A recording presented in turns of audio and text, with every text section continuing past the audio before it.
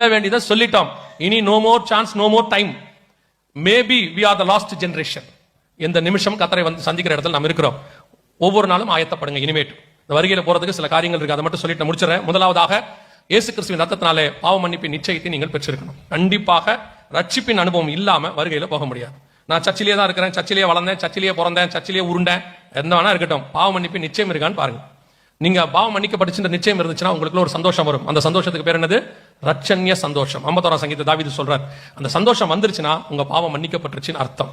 ரெண்டாவது, பிதா குமாரன் பரிசுத்தாவின் நாமத்தினாலே தண்ணீர்ல மூழ்கி ஞானசானம் எடுத்திருக்கணும். வேற ஞானசானம் பைபிள்ல இல்ல. குழந்தையில எடுத்தேன், சின்ன வயசுல எடுத்தேன், எப்ப எடுத்தேன்னு தெரியாது, யாரு கொடுத்தாங்கன்னு தெரியாது, கொடிக்கு கீழே கொடுத்தாங்க, ஒரு இடத்துல கூட்டு போய் மொத்தமா தண்ணி ஊத்தி விட்டாங்க, இதெல்லாம் கிடையவே கிடையாது. பாவத்தை அறிக்கை செய்து ஞானம் வந்த பிறகு எடுக்கிற ஸ்நானத்துக்கு பேர் தான் ஞான ஸ்நானம். ஞானம் எப்ப வரும்? கத்தருக்கு பயப்படுதலே ஞானத்தின். எப்ப கத்தருக்கு பயப்படுவோம்? தீமை விட்டு விலகுதலே கத்தருக்கு பயப்படுகிற பயம். அப்ப ஞானசானம் எப்ப எடுக்கணும்? தீமை விட்டு விலகி கத்தருக்கு பயந்து இனி பாவம் செய்ய மாட்டேன் அறிக்கை செய்து பாவத்துக்கு மறித்து நீதிக்கு உயிர்த்தெழுதல். இந்த ஞானசானம் எடுக்கணும். பிதா குமாரன் பரிசுத்தாவின் நாமத்தினால எடுக்கணும். எடுத்திருக்கீங்களா? எடுக்காவிட்டால் எடுங்க. ஒருவன் ஜலத்தினாலும் ஆவியினாலும் பெறாவிடில் பரலோகராஜ்யத்தில் பிரவேசிக்க முடியாதுன்னு வசனம் தெளிவா சொல்லுது. ரெண்டாவது. மூணாவது, எபேசியர் 4:30, மீட்கப்படும் நாளுக்கென்று முத்திரையான பரிசுத்த ஆவியை துக்கப்படுத்தாதீர்கள். மீட்கப்படும் நாளுக்கு முத்திரை எது? பரிசுத்தாவின் அபிஷேகம். பரிசுத்தன் அபிஷேகம் கண்டிப்பாக இருக்கணும். சிலர் சொல்லுவாங்க அபிஷேகம்லாம் தேவையில்லை, அதெல்லாம் கிடையாதும்பாங்க. நிச்சயம் உண்டு. அபிஷேகத்தை பெற்ற நாங்கள் சொல்லுகிறோம், ஆவியானவர் உண்டு.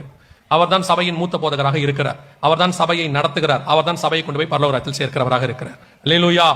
ஒருவேளை என்னால சர்ச்சுக்கு வர முடியாதுங்க, வீட்டுக்கு தெரியாம வரேன், நான் பரிசுத்த அபிஷேகத்தை சபையில வந்து பெற்றுக்கொள்ள முடியாது, என்ன செய்யலாம்னா ஒன்னும் பிரச்சனை இல்ல.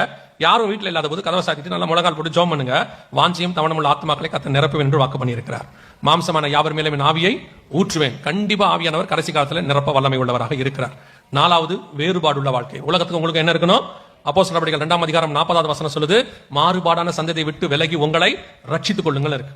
அந்த வேறுபாடுள்ள வாழ்க்கை உங்களுக்கு இருக்கணும். உலகத்துக்கு ஒத்த வேஷம் தரிக்க கூடாது.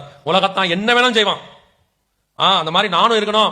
அவன் உலகத்துல இருக்கிறவன், இது உலகம் அழிய போறது, அந்த பேட்டர்ன் உங்களுக்கு எனக்கு ஒத்து வராது. நீங்களும் நானும் அழியாத உலகத்துக்கு போக போகிறவர்கள். அந்த பேட்டர்ன்ல தான் நம்ம வாழணும். அதை சொல்லி கொடுத்துட்டு தான் சர்ச்சு. நான் அவங்கள மாதிரியே இருப்பேன், அவங்கள மாதிரி களியாட்டம், அவங்கள மாதிரி கொண்டாட்டம், அவங்கள மாதிரி ஆட்டம் பாட்டம், அவன மாதிரி நான் வந்துட்டு ட்ரெஸ்ஸிங், அவன மாதிரி தான் எல்லாமே பண்ணுவேன்னா அது உங்க இஷ்டம். ஆனா இப்படிதான் இருக்கணும்னு பைபிள் சொல்லுது. அப்படிதான் போக முடியும். எப்படி இருந்தாலும் போலான்னு பைபிள் சொல்லவே இல்லை.